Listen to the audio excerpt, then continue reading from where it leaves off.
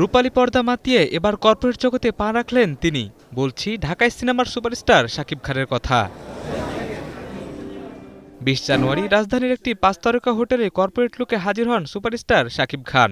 চিত্রনায়ক মামুনুন ইমনের উপস্থাপনায় নিজ বক্তব্যে তুলে ধরেন সুপারস্টার শাকিব খান নতুন পরিচয়। রিমার্ক হারল্যানের সাথে শাকিব খান এই ব্যবসাটা শুরু করতে যাচ্ছে।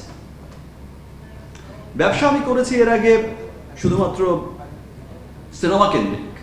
আমি সিনেমা প্রডিউস করেছি, ডিস্ট্রিবিউশন করেছি। তার বাইরে এসে ব্যবসায়ী হয়ে ওঠা,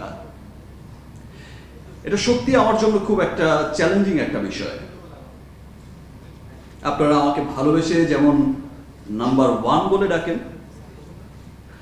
আমিও কিন্তু নাম্বার 1 কোম্পানির সাথেই যুক্ত হয়েছে।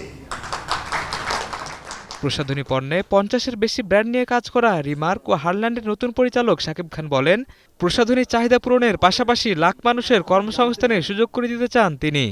যেটা এমন একটা কিছু হতে যাচ্ছে, এমন একটা কোম্পানি হতে যাচ্ছে, যে কোম্পানিটা আমি গর্ব করে বলতে পারবো কিছু বছর পর ওয়ালটন যেমন লক্ষাধিক মানুষের কর্মসংস্থানের আমাদের দেশে ব্যবস্থা করেছে, ইনশাল্লাহ কিছু বছরের মধ্যে রিমার্ক হারল্যানও আমার দেশের লক্ষাধিক মানুষের কর্মসংস্থানের ব্যবস্থা করবে। উপস্থাপনায় প্রসাধনী ব্যবসার সঙ্গে নিজের সংশ্লিষ্টতা তুলে ধরে চিত্রনায়ক ইমন বলেন, ত্বকের উজ্জ্বলতা ছাড়িয়ে ভোক্তা বিশ্বস্ততায় জায়গা করে নেবে এসব পণ্য।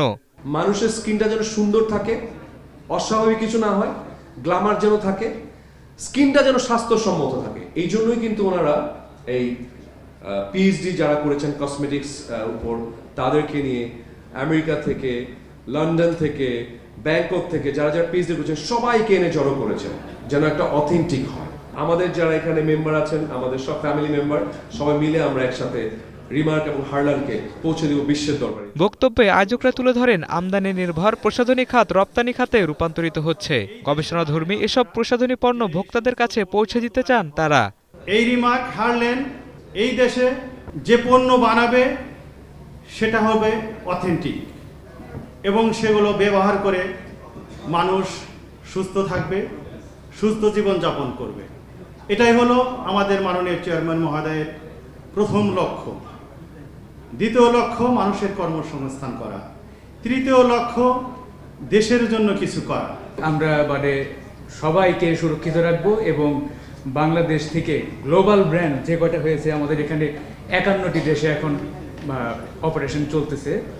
আমরা খুব জলদি সব দেশে পুরা পৃথিবী দখল করে নেব। বাংলাদেশকে দেখিয়ে দিব যে বাংলাদেশও গ্লোবাল ব্র্যান্ড রান করতে পারে। অন করুন ভ্যাকেশন মোড, এনার্জি সেভ করুন নিশ্চিন্তে। ওয়ালটন স্মার্ট ফ্রিজ, বোঝে আপনার প্রয়োজন।